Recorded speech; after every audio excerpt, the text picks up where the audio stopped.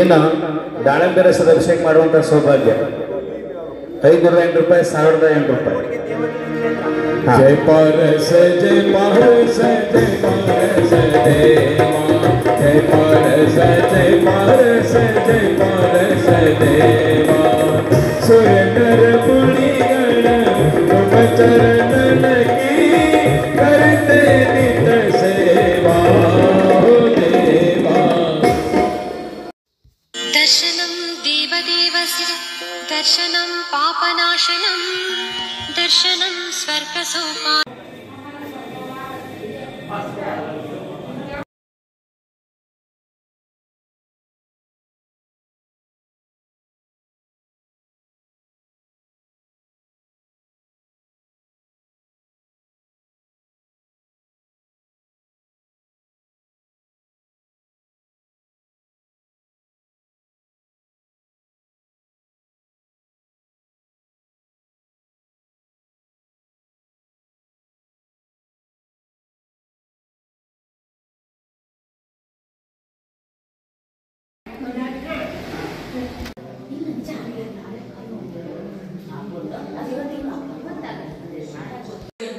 ಏನು ಪ್ರಯೋಜನವಿಲ್ಲದೆ ಕೆಲವು ಕೆಲಸಗಳನ್ನು ಏನ್ ಮಾಡಲಾಗ್ತದೆ, ಅದಕ್ಕೆ ಅನರ್ಥ ದಂಡ ಅಂತ ಹೇಳ್ತಾರೆ. ಅದಾದ ನಂತರ ಏನಾದ್ರು ಆ ಅನರ್ಥ ದಂಡವನ್ನು ಬಿಟ್ರು ಅನಂತರ ಅದರ ಹೆಸರು ಅನರ್ಥ ದಂಡ ವ್ರತ ಆಗ್ತದೆ. ಅದಾದ ನಂತರ ಇವು 3 ಗುಣವ್ರತಗಳು. ಅನಂತರ ಅಹಿಂಸಾದಿ ವ್ರತಗಳಿಗೆ ಕೆಲವು ಗುಣಗಳು ಪ್ರಾಪ್ತ ಆಗ್ತವೆ. ಏನು, ಈಗ ದಿಗ್ವ್ರತ, ದೇಶವ್ರತ ಅದನ್ನ ಧಾರಣೆ ಮಾಡಿದ್ರು ಅಂದ್ರೆ ಅವ್ರಿಗೆ ಅಲ್ಲಿಂದ ಮುಂದೆ ಏನು ಹಿಂಸೆ ಆಗ್ತದೆ ಅಥವಾ ಏನು ಸುಳ್ಳು ಹೇಳಿದಂತ ಪ್ರಸಂಗ ಬರ್ತದೆ, ಅದೆಲ್ಲ ತ್ಯಾಗ ಆಗ್ತದೆ. ಅದಾದ ನಂತರ ಗುಣವ್ರತ, ಶಿಕ್ಷಾವ್ರತ. ಅದಕ್ಕೆ ಶಿಕ್ಷಾವ್ರತಗಳು ಅಂತ ಯಾಕಂದ್ರು, ಆ ಶಿಕ್ಷಾವ್ರತಗಳಿಂದ ಈ ಜೀವಕ್ಕೆ ಮಹಾವ್ರತಗಳನ್ನ ಧಾರಣೆ ಮಾಡಿಕೊಳ್ಳಿಕ್ಕೆ ಶಿಕ್ಷಾ ಸಿಗ್ತದೆ. ನೋಡಿ, ಶಿಕ್ಷಾವ್ರತಗಳು ಎಷ್ಟಿವೆ?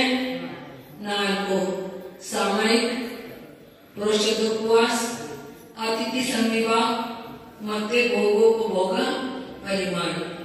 ಸಾಮಯಿಕ ಬಂತಲ್ಲ, ಸಾಮಯಿಕ ಯಾವುದು ಬರ್ತಾರೆ? ಸಮತಾ ಸರ್ವಭೂತೇಷು ಸಂಯಮೇ ಶುಭ ಭಾವನಾ ಆರ್ತರೌದ್ರ ಪರಿತ್ಯಾಗ ತದ್ವಿ ಸಾಮಾಯಿಕ ಮತ. ಹೇಳ್ತಾರೆ, ಸಮತಾ ಸರ್ವಭೂತೇಷು, ಸಂಸಾರದಲ್ಲಿ ಏಕೇಂದ್ರಿಂದ ಹಿಡಿದು ಪಂಚೇಂದ್ರಿಯ ತನಕ ಎಷ್ಟು ಜೀವಿಗಳಿವೆ, ಅವುಗಳು ಎಲ್ಲಾ ಜೀವಗಳ ಜಗದಲ್ಲಿ ಸಮತಾಭಾವ. ಯಾವ ಪ್ರಕಾರ ನಾನಿದ್ದೇನೆ ಅದೇ ಪ್ರಕಾರ ಅವು ಕೂಡ ಜೀವ ಇದ್ದಾವೆ ಅಂದ ನಂತರ ಅದಕ್ಕೆ ಏನ್ ಹೇಳ್ತಾರೆ? ಸಮತಾ. ಅದಾದ ನಂತರ ಸಂಯಮೇ, ಮನೆ ತಮ್ಮ ಜೀವನದಲ್ಲಿ ಎಷ್ಟಾಗ್ತದೆ ಅಷ್ಟು ಸಂಯಮವನ್ನು ಧಾರಣೆ ಮಾಡೋದು, ಒಳ್ಳೆ ಭಾವನೆ ಇಟ್ಕೊಳ್ಳೋದು. ಅದಾದ ನಂತರ ಆರ್ತ ರೌದ್ರ ರೂಪ ಪರಿಣಾಮವನ್ನು ತ್ಯಾಗ ಮಾಡೋದಿದೆ, ಅದಕ್ಕೆ ಕೂಡ ಸಾಮಯಿಕ ಅಂತ ಹೇಳ್ತಾರೆ. ಆದ್ರೆ ನಾವು ಪ್ರತಿಕ್ರಮಣದಲ್ಲಿ ಕೂಡ ದಿನ 28 ಸಲ 2 ಲೈನ್ ಓದ್ತೇವೆ. ಅದರಲ್ಲಿ ಹೇಳ್ತಾರೆ, ಜೀವಿಯ ಮರಣೆ ಲಾಯೆ ಸಂಜೋ ವಿಪಜೋಗೆಯ ಬಂಧುರಿಯ ಸುರ ದುಃಖ ಅದು ಸಮತಾ ಸಾಮಾಯಂ ನಮ. ಸಮತ ಭಾವ ಏನಿದೆಯಲ್ಲ ಅದಕ್ಕೇನೆ ಸಾಮಾಯಿಕ ಅಂತ ಹೇಳಿದ್ರು.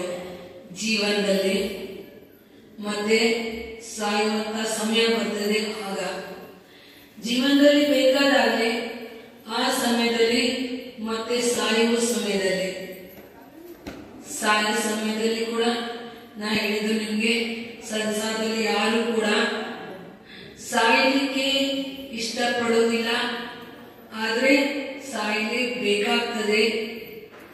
ಅಂದ ನಂತರ ಹಿಂದೆ ಭರ್ತೃಹರಿ ಅಂತ ಒಬ್ಬ ಕವಿ ಇದ್ದ. ಯಾರು? ಭರ್ತೃಹರಿ. ಭರ್ತೃಹರಿ ಒಬ್ಬರಾಗಿಲ್ಲ, 2 ಅಥವಾ 3 ಜನ ಆಗಿದ್ದಾರೆ.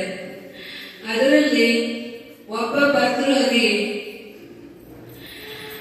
ಜ್ಞಾನಾರ್ಣವದ ರಚಯಿತ ಶುಭಚಂದ್ರ ಆಚಾರ್ಯದ ತಮ್ಮ ಇದ್ರು. ಮತ್ತೆ 2ನೇ